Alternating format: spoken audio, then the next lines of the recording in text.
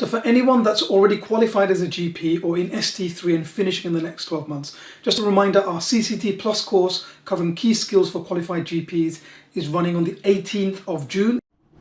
It's a full day course, and really this covers all of the key skills or knowledge that are going to help you succeed as a qualified GP. I've been a GP now, it's my 15th year as a qualified GP. I finished GP training in 2007. And what this course covers really is all of the things that as a new GP, I wish I'd known before starting. A lot of these mistakes I've made or other people have made and then contacted me for support over the years. And these are things that if you know in advance, it can save you getting into difficulties, but also it can help you be proactive about managing your career and about knowing about options you might have not thought about.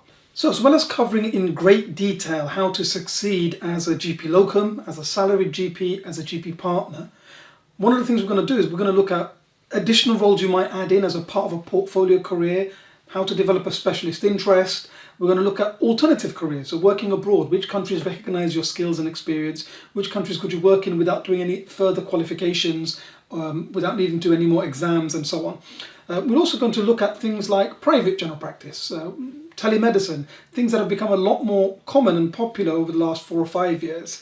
We'll look at key skills that often people aren't prepared for. So for example, when you're in training, there's fixed national pay scales, right? You get an automatic pay rise, there's increments, it's all automated. There's no negotiation needed. But when you qualify, first of all, there's no fixed pay scales, there are no automatic pay rises, no automatic increments.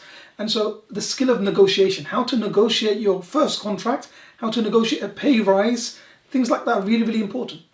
There are many doctors who, because they just haven't asked for a pay rise, they might have never got a pay rise for years. Once you factor in inflation, they've been taking a pay cut every year. If you're going to locum, some of the specific details of how to set your rates, how to calculate how much you're going to earn, if you want to be in the NHS pension, which jobs can you pension, which ones can't? Pros and cons of setting up a limited company versus being self-employed, finding your own work versus using an agency or using a hybrid scheme like Chambers or an introduction service. We'll look at, if you're going to be a partner, in how to understand the basics of the practice agreement and the practice accounts. What are the red flags that should make you run away if you're considering a partnership? And these are some of the things that they won't be willing to share or discuss. We'll look at and practice interview skills. What are the kinds of things that you might get asked at interview for a salaried job or a partnership? How to make your CV stand out. Why a great covering letter is actually more important than the CV. Because if you've got a great covering letter, I don't need to look at your CV. I can shortlist you just based on that letter. If you've got an awful covering letter, I won't waste my time looking at your CV. It's enough to decide that that's a rejection. There's no need to look any further. So, it can make a big difference, all right? And so, we'll look at that and analyze that. How to understand the advert, because there's not, again, a national recruitment process or a person specification in the way that there is when you're applying for GP training, okay?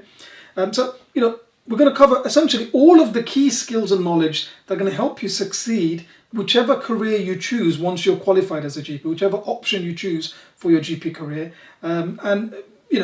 Some of these might be things that you're thinking about now. Some of these might be things that you're just going to think about later, but at least you've got the background at this stage. So we tend to have a mixture of doctors who have qualified in the last sort of 5-6 years, and then those who are in ST3 and qualifying soon that attend this course. So, if that fits you and you want to have a clear idea about all of these things, I do hope to see you there. Remember, if you've attended any of our previous courses, you can drop me a message. You can actually get a discount to attend, okay? So I do hope to see you there. Remember, prepare and you will succeed.